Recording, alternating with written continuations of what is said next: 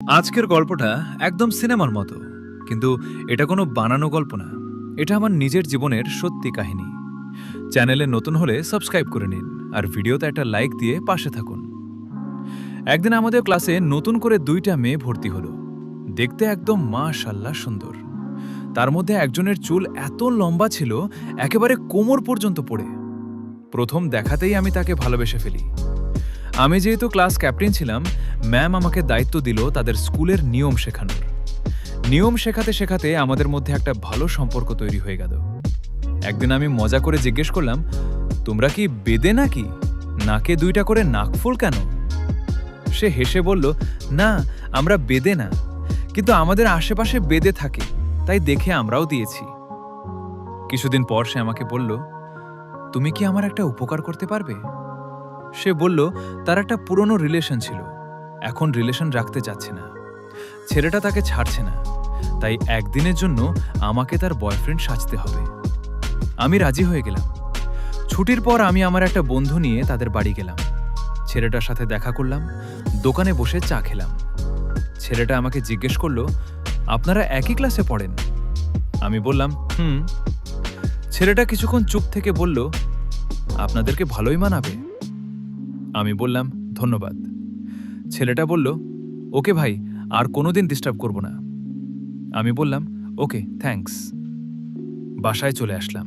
পরের দিন স্কুলে যাওয়ার পর মেয়েটা অনেক খুশি। খুশিতে পারে না আমাকে জড়িয়ে ধরবে। আমি বললাম, এত খুশি কেন? মেয়েটা বলল, তুমি আমার মাথার উপর থেকে একটা বোঝা সরিয়ে দিয়েছ, তাই এত খুশি। Thank you so much. কয়েকদিন পর আমাদের স্কুলে একটি পরীক্ষা হলো। প্রত্যেকবার পরীক্ষাতে আমি ফার্স্ট হতাম, কিন্তু এবার মেয়েটা ফার্স্ট হলো আর আমি সেকেন্ড হলাম। পরের দিন মেয়েটা মিষ্টি নিয়ে আসে স্কুলে, সবাইকে মিষ্টি খাওয়ায়। স্কুলের শেষ ঘন্টা পড়ার আগে আমি একটি কাগজে আই লাভ ইউ লিখে কলমের হেডের ভেতরে রেখে কলমটিকে ভালোভাবে লাগিয়ে দিলাম। মেয়েটি দেখে বলল, কলমটির ভিতরে কি? আমি বললাম, বলা যাবে না। মেয়েটি বলল, কি এমন আছে যে বলা যাবে না, দেখি। মেয়েটি জোড়াজোড়ি করতে লাগলো। আমি বললাম, দিব, কিন্তু একটি শর্ত আছে।